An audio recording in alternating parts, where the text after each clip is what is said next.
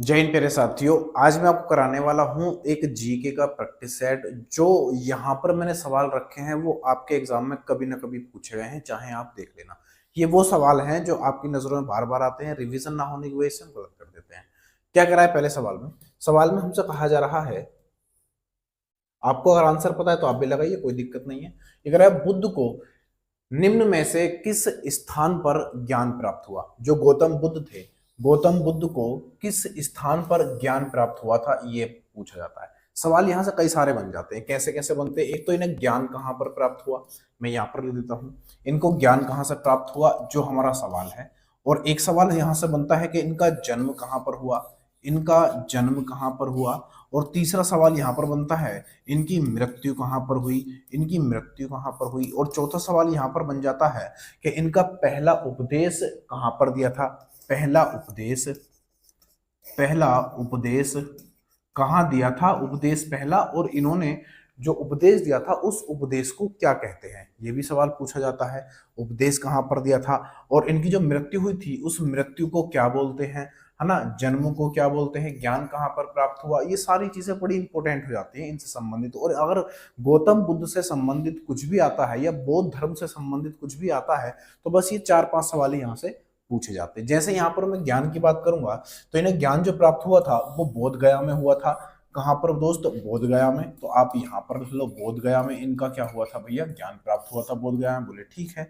इनका जन्म कहां पर हुआ था? तो लुम्बिनी में। लुम्बिनी लुम्बिनी में इनका जन्म हुआ था। लुम्बिनी, लुम्बिनी यानी कपिल वस्तु। कपिल वस्तु एक, लुम्बिनी में एक जगह है जिसका नाम है कपिल वस्तु। कपिल वस्तु, कपिल वस्तु एक जगह है। और ये जगह कहाँ पर पड़ती है? तो आप कहोगे नेपाल में पड़ती है, नेपाल में। ठीक है भाई, नेपाल में ये जगह पड़ती है। और यहाँ पर अगर आपसे पूछा जाएगा कि इसके इनकी जो मृत्यु है वो कहाँ पर हुई थी, तो कुशीनगर में इनकी मृत्यु हुई थी। कहाँ पर? कुशीनगर। कुशीनगर, कुशीनगर में इनकी मृत्यु हुई थी। अब ये कुशीनगर कहाँ पर पड़ता है? तो ये यूपी में पड़ता है, उत्तर प्रदेश में। यानी इनका जन्म जो हुआ था, जन्म हुआ था लुम्बिनी में। और लुम्बिनी में एक जगह है कपिल वस्तु, और ये कहाँ पर पड़ती है? नेपाल में पड़ती है। लेकिन इनकी जो मृत्यु हुई है वो कुशीनगर में हुई है, और जो उत्तर प्रदेश में पड़ता है।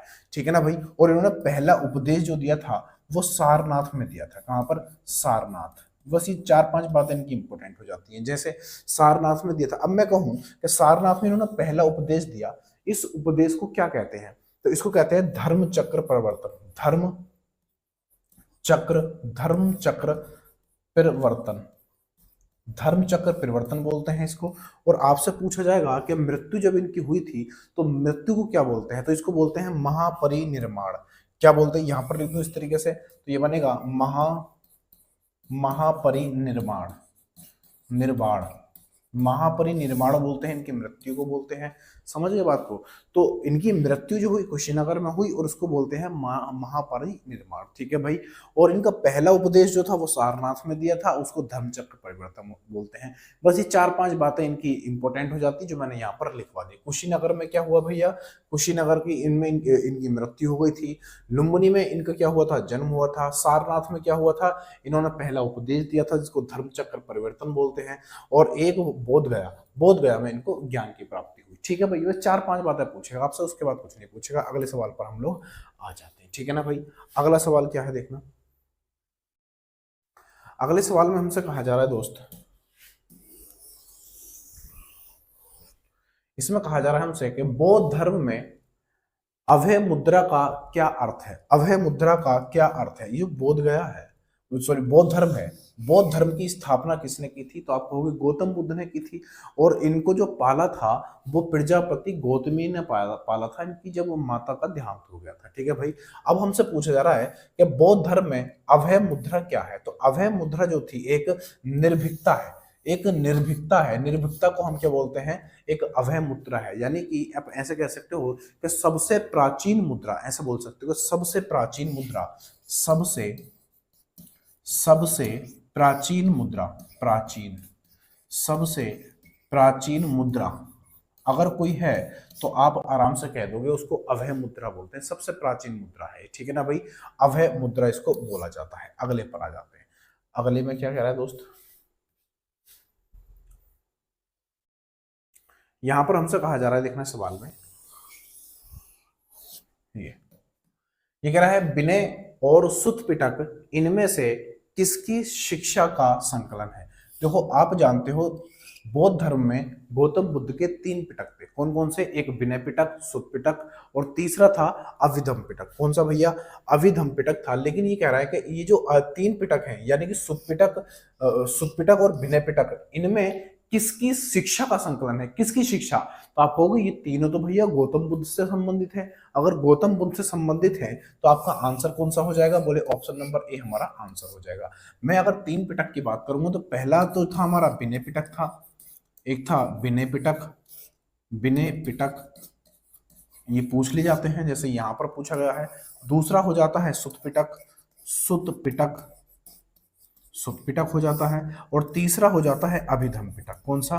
अभिधम पिटक, अभिधम पिटक। ये 3 पिटक इनके हो जाते हैं। ठीक है भाई, विनय पिटक, सुत पिटक और अभिधम पिटक, कोई दिक्कत नहीं होनी चाहिए। अब मैं यहाँ पर आपकी बात करूँ, ये ऋषभ देव या ऋषभ पंथ, यहाँ ऋषभ देव लिखा है लेकिन ऋषभ पंथ जो थे जैन धर्म के प्रथम क्या थे? तीर्थंकर थे। जैन धर्म के प्रथम क्या थे भैया? तीर्थंकर थे। और महावीर जो थे वो अंतिम थे। महावीर जो थे ये अंतिम थे, ये अंतिम थे। किसके भैया? जैन धर्म के जो अंतिम प्रवर्तक थे वो कौन थे भैया? महावीर थे। और गुरु गोविंद कहाँ से संबंधित? आप कहोगे सिख वंश से संबंधित है, अगले सिख धर्म से संबंधित है। ठीक है भाई, तो ऑप्शन नंबर ए इसका आंसर हो जाएगा। क्या कह रहे हैं अगले में देखना, सवाल नंबर ए रहा आपके सामने।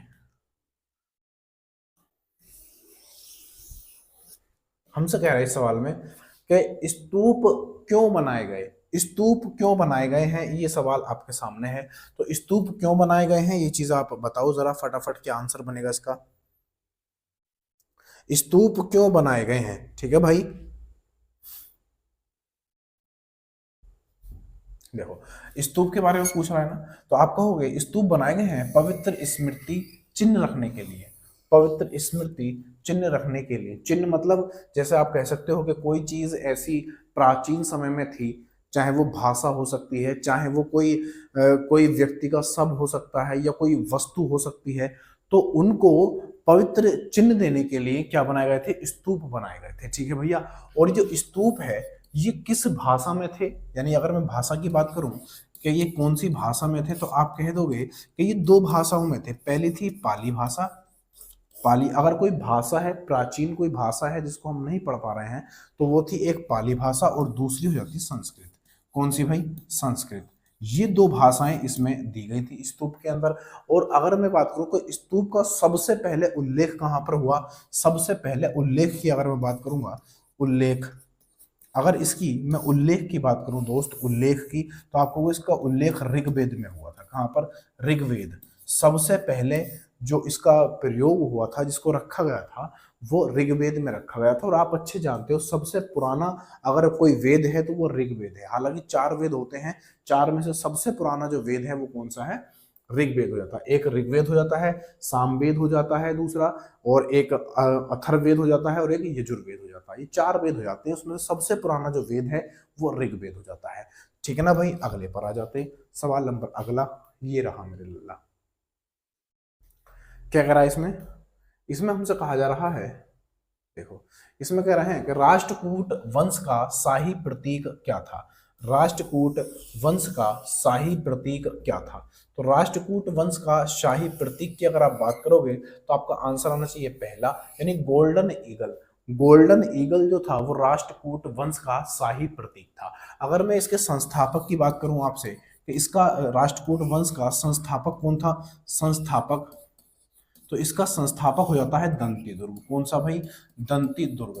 दंती दुर्ग जो था वो इसका क्या था भैया? संस्थापक था। दंती दुर्ग प्रथम जो था इसका संस्थापक था। अगर मैं इसके राजधानी की आपसे बात करूं तो राजधानी क्या थी इसकी? तो आप कह दोगे इसकी जो राजधानी थी वो मान्य खेत थी। मान्य खेत, मान्य खेत क्या थी भैया? इस राष्ट्रकूट वंश की क्या थी? राजधानी थी। ठीक है भाई, कोई दिक्कत नहीं होना चाहिए। ऑप्शन नंबर ए इसका आंसर बिल्कुल सही हो जाएगा। अगले पर आ जाते हैं। सवाल नंबर अगला ये रहा मेरे लल्ला। क्या कह रहा है इसमें? इसमें हमसे कहा जा रहा है ये कह रहा है राष्ट्र को, अच्छा ये सेम है, सेम सवाल है, एक मिनट, ये डबल टाइप हो गया शायद। इसमें कह रहा है हमसे, देखो, शिलालेखों के अध्ययन को क्या कहते हैं? बड़ा अच्छा सवाल है। शिलालेखों के अध्ययन को क्या कहते हैं? शिलालेखों के अध्ययन को क्या कहते हैं? तो आपका आंसर होना चाहिए, इसको बोलते हैं एपिग्राफी। क्या बोलते हैं भाई? इसको एपिग्राफी बोलते हैं। ऑप्शन नंबर डी इसका आंसर हो जाएगा। शिलालेखों को हम और क्या बोल सकते हैं? तो आप कहोगे इसको पुरालेख भी बोल सकते हैं, पुरालेख भी इसको बोल सकते हैं, कोई दिक्कत नहीं होनी चाहिए। इसको पुरालेख कह दो या फिर आप शिलालेख कह दो, ये आराम से आप कर लोगे। दूसरा यहाँ पर आता है कि शिलालेखों की शुरुआत किसने की थी? तो अशोक ने की थी, आप जानते हो। अशोक ने सबसे पहले शिलालेखों की शुरुआत की थी और उन्होंने 14 क्या थे भैया? शिलालेख बनाए थे। 14 शिलालेख उन्होंने टोटल बनाए थे। क्या करा देखना इसमें?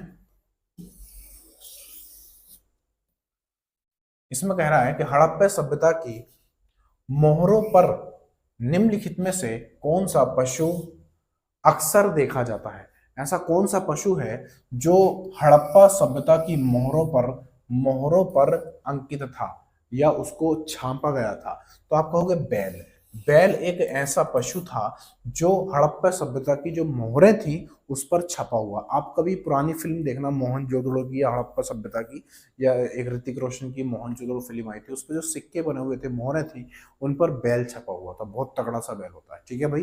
तो बैल क्या हो जाएगा भाई? इसका आंसर हो जाएगा। अगले पर आ जाते हैं। अगले में क्या कह रहा है? अगले में हमसे कहा जा रहा है,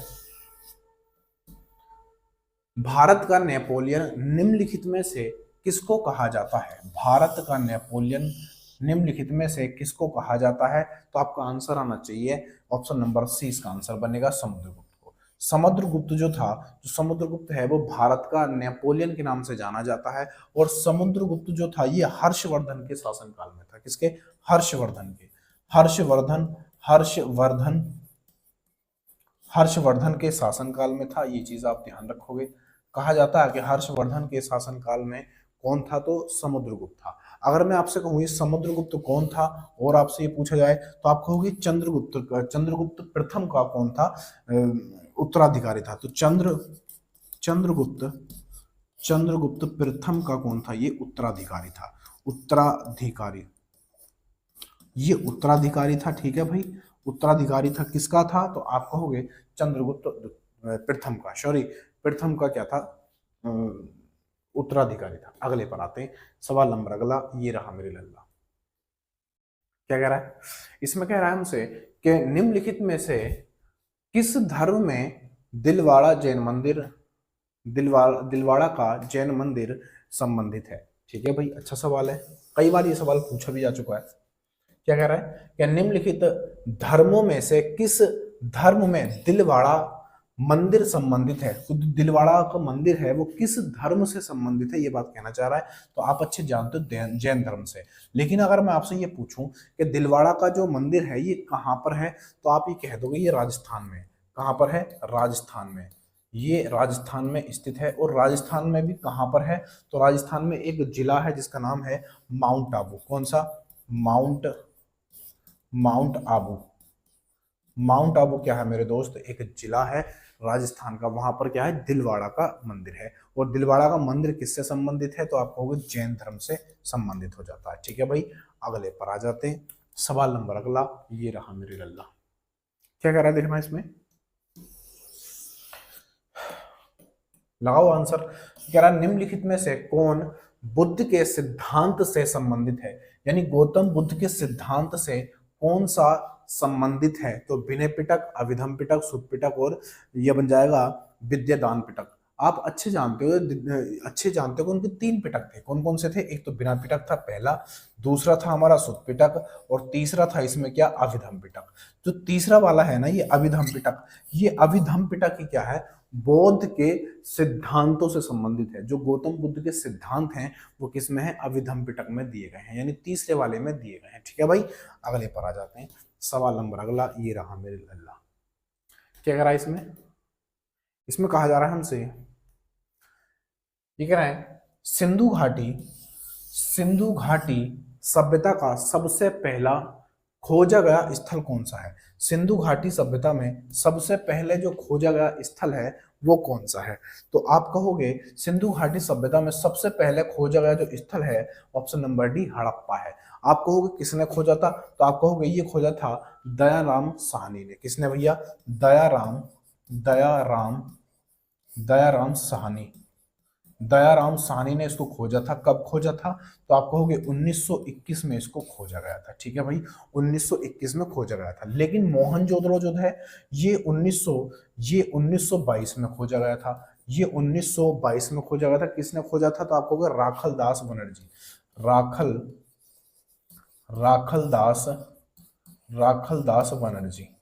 राखल दास बनर्जी ने ये भाई कब खोजा था? तो 1922 में मोहनजोदड़ो खोजा गया था। लेकिन अगर मैं आपसे पूछूं ये हड़प्पा हड़प्पा जो एक स्थल है ये कहाँ पर है इस समय? तो आप कहोगे पाकिस्तान के कौन सी नदी पर है? पाकिस्तान की रावी नदी पर है। रावी, ये रावी नदी पर है, इतना भी आप ध्यान रखेंगे। ठीक है भाई, तो हड़प्पा जो है रावी नदी के तट पर स्थित है। लेकिन अगर मैं आपसे कहूं कि मोहनजोदड़ो कहाँ पर स्थित है, तो आप कहोगे सिंधु नदी के किनारे स्थित है। सिंधु नदी के किनारे स्थित है। और ये क्या है भैया? ये रावी नदी के किनारे स्थित है। तो हड़प्पा जो है दयाराम साहनी ने 1921 में इसकी स्थापना की, यानी इसको खोजा था। और ये रावी नदी के तट पर स्थित है जो पाकिस्तान में है। मोहनजोदड़ो 1922 में खोजा गया था। राखलदास बनर्जी ने इसको खोजा था। और ये किस नदी पर है? तो आपको वो सिंधु नदी पर है। ठीक है भैया, अगले पर आ जाते हैं। अगले में क्या है?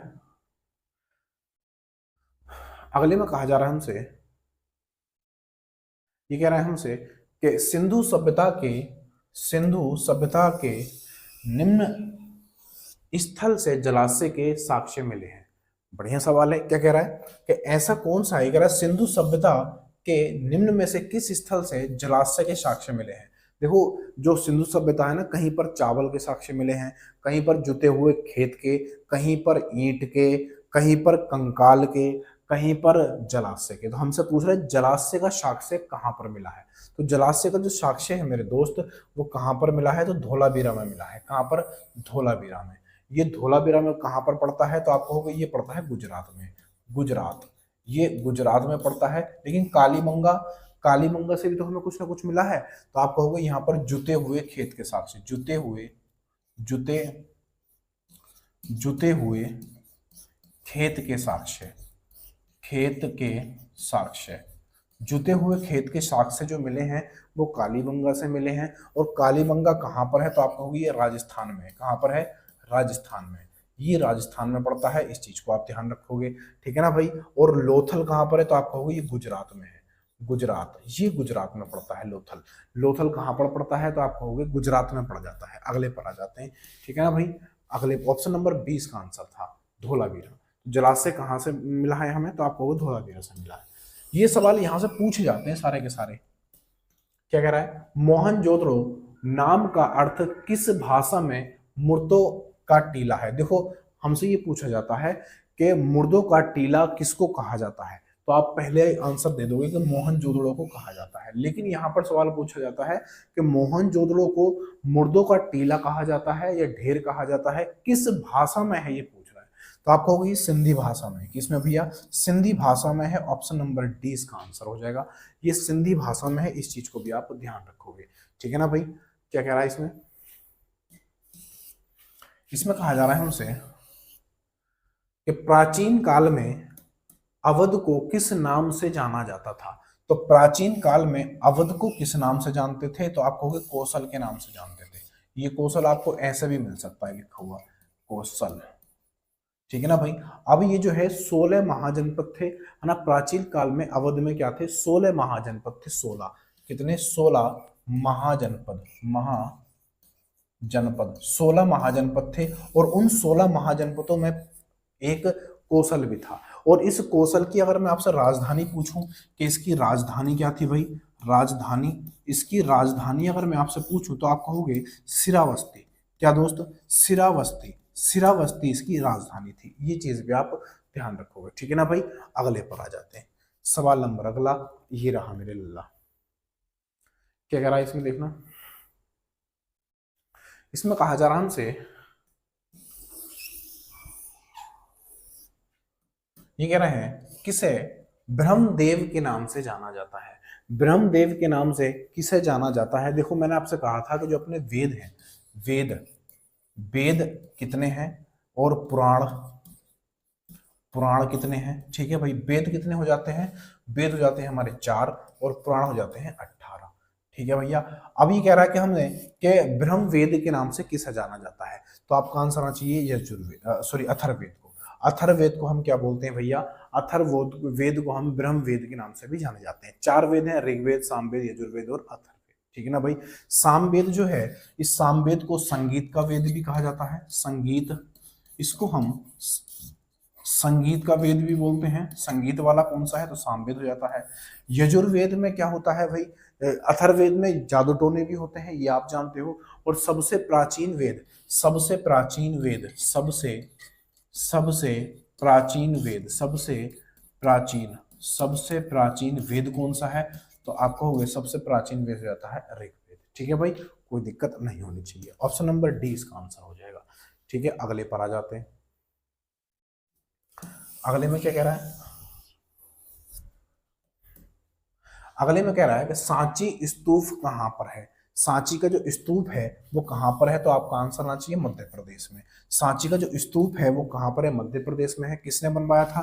तो आप कहोगे अशोक ने बनवाया था। किसने भाई? ये बनवाया था किसने? अशोक ने। ये चीज आप ध्यान रखोगे। सांची का जो स्तूप है वो अशोक ने बनवाया था। अशोक, अशोक ने बनवाया था। और अशोक ने एक शहर की स्थापना की थी, वो कौन सा है? श्रीनगर। श्रीनगर, श्रीनगर, श्रीनगर की स्थापना किसने की थी? तो अशोक ने की थी। और अशोक ने सांची का स्तूप कहां पर? मध्य प्रदेश में बनाया था। ठीक है भाई, मध्य प्रदेश में बनाया था। तो आज के लिए क्लास में इतनी रखता हूँ, छोटी सी क्लास मैंने बनाई थी आज, ताकि आपको ये पता चल जाए कि मैं यहाँ पर अब आपको जो अपडेट देता हूँ वैकेंसी से संबंधित, वो तो आपको मिलेगी ही, प्लस आपको अब यहाँ पर जीएस या फिर हिंदी भी आपको देखने मिल जाएगी। ठीक है ना भाई। तो आज के लिए क्लास इतना ही रखते हैं। वीडियो पसंद आया हो लाइक शेयर सब्सक्राइब करके जरूर जाना, क्योंकि बड़ी मेहनत लगती है क्लास को बनाने में। तब तक के लिए जय हिंद, जय भारत।